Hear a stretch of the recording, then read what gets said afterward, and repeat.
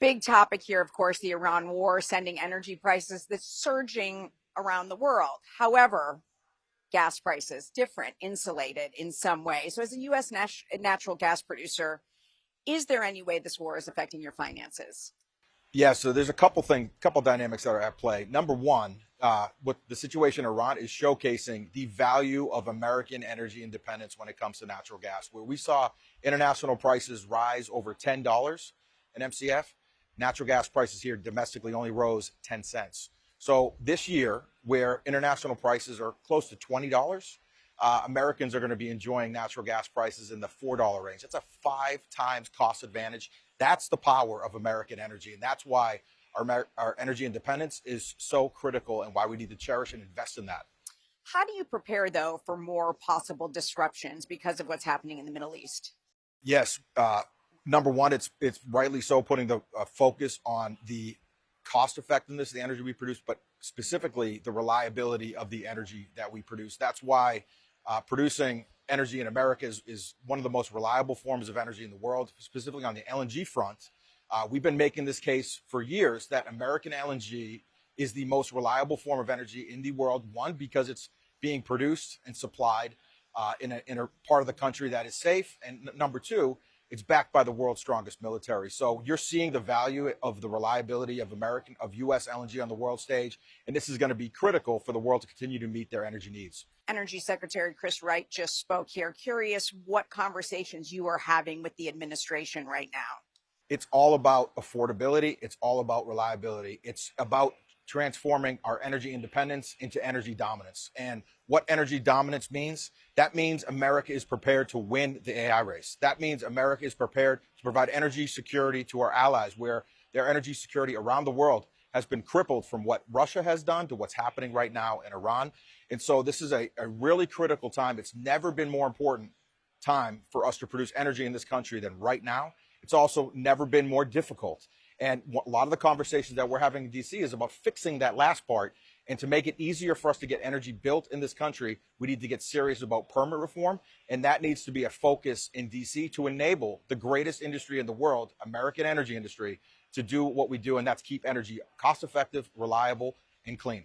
You know, you touched on affordability. It's something we're hearing a lot about right now. How about electricity bills? What are your conversations like with the administration about that? That has been a big catalyst as American energy bills are up over 35% since 2020. What's important for Americans to know is your energy bills were going up before Iran. They were going up before AI and people started talking about these data centers. This is something that has really started in 2020, and bills are up. And that's across the board. But specifically on electricity is really a catalyst that everybody's looking at right now. And when we diagnose this issue to solve this issue of lowering electricity prices, it's very simple. The reason why we find ourselves in this situation is because we've blocked, canceled, and imposed many pipelines that the market forces have said are critical and needed. And those pipelines have been blocked and shut down. Demand has not stopped. Demand has continued to grow. And when you have lower supply, demand high, that's when prices go. And New England is a poster child of where this has gone badly. But the solution is very simple. Build more pipeline infrastructure, bring our low-cost energy resource, natural gas, to the doorstep of New England, and electricity prices will drop significantly. While you think there should be more pipelines, in the meantime, while there isn't, what's the solution? The solution is they're going to do everything they can to keep the lights on. And let's look at what happened in Winter Storm Fern. New England was burning 40% of their electricity was coming from oil, burning trash. This is the type of desperation moves where they saw their energy bills during this winter period. Natural gas prices spiked to almost $150 an MCF. And what's remarkable about this is we were selling gas next door for a price of $6. Okay, so people need to understand that these energy issues are completely self-inflicted. They're completely corrected. And we have the solution here domestically. And people in New England need to know that they're paying the highest natural gas prices in the world. And they're sitting next to the biggest gas field in the world, the Marcellus, that can pipe basically energy for a cost of less than $30 per barrel equivalent into that region. That will lower prices. You touched a little on AI and data centers. Of course, you are based in Pittsburgh. I want to talk to you about people really want to get into these deals. Are there deals available for you for data centers? What are you pursuing? And then how do you square that with energy prices? So this is another major demand catalyst for the United States. the power demand it's going to take to continue to electrify this country. We're going to need over 100 gigawatts of power generation. To put that in perspective for just how big a deal that is, we need to build an equivalent of electric equipment that would power 20 New York cities. That's what it's going to take to make this happen. We think Pittsburgh is going to be a great place for this to happen. Because of this pipeline cancellation movement that's taken place in this country, people are realizing if it's hard to build a pipeline, why not just move my power-intensive equipment to the region where the supply is there? The natural gas is located in the Pittsburgh region. This is why we see over 30 gigawatts of potential data center opportunities within this footprint. And we're very confident that Pittsburgh has, and Southwestern Appalachia in general, has all the ingredients you need to make AI happen. This is where industry lives, industry is cherished. And look at the track record in Appalachia, where 10 years ago, 15 years ago, Appalachia was producing maybe 2 BCF a day of natural gas. It's now transformed into the largest producing gas field in the world. That's what this region can produce when we have the demand catalyst, which is showing up right now. Curious though, how do you handle the not in my backyard? If, there's concern, okay, my energy prices are going to go up because we're getting these data centers.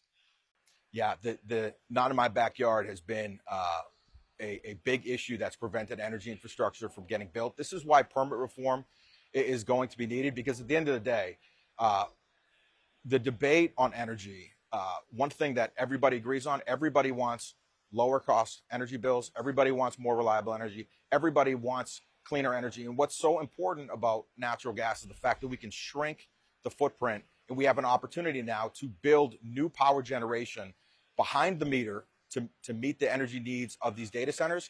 And we have the ability to plug excess power and put that back in the grid to bring relief. If we build more, Americans will pay less. The key is to attract these data centers to get that demand, which gives us that opportunity to put low-cost electricity back into the markets that need it. And PJM, this grid, desperately needs this. The market signals are screaming for more reliable energy. The capacity auctions have gone for 9 times the price they have in the past. So this is needed. The market is screaming for more energy. And I think this dynamic of overbuilding for the power needs for the data centers and putting that excess into the grid is a really great recipe for lowering energy bills for Americans. There's been a lot of talk from you and other large gas producers about trying to sign more direct-to-consumer natural gas. What's driven this transition across the country? It's a reflection on where value creation is starting in energy. 20 years ago when the shale boom was taking place, the value creation opportunities started on the upstream side. Where can I find the geology? Where can I do the exploration well? Where can I get more land? Where can I grow production? Where can I lower my well costs? The value creation was on the upstream side. Now, in a more mature industry, the value creation is starting on the downstream side of things. Where's the LNG facility? Where's the data center? Where's the power generation?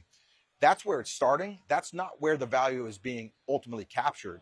We believe that we have an ability now with our midstream business to connect to these world-class demand opportunities and connect them to a world-class upstream business. And so we're connecting the dots, and that's how we're going to create a tremendous amount of value for our shareholders. Before I let you go, any updates on the Homer City redevelopment project? That is a great example of exactly what needs to take place to help lower Americans' energy bills and allow America to win the AI race. The Homer City project is a mega project, over 4 gigawatts of power. That's almost the size of enough power to power New York City. So this is a massive scale. And it's at the home of a former coal facility. And that means that we're going to build more natural gas, and we can preserve those electric connections that were used for coal to go back to the grid. That those power generation can be built to feed the data center and have those connections to supply excess electricity back to the grid and help lower energy prices. So it's a really great example.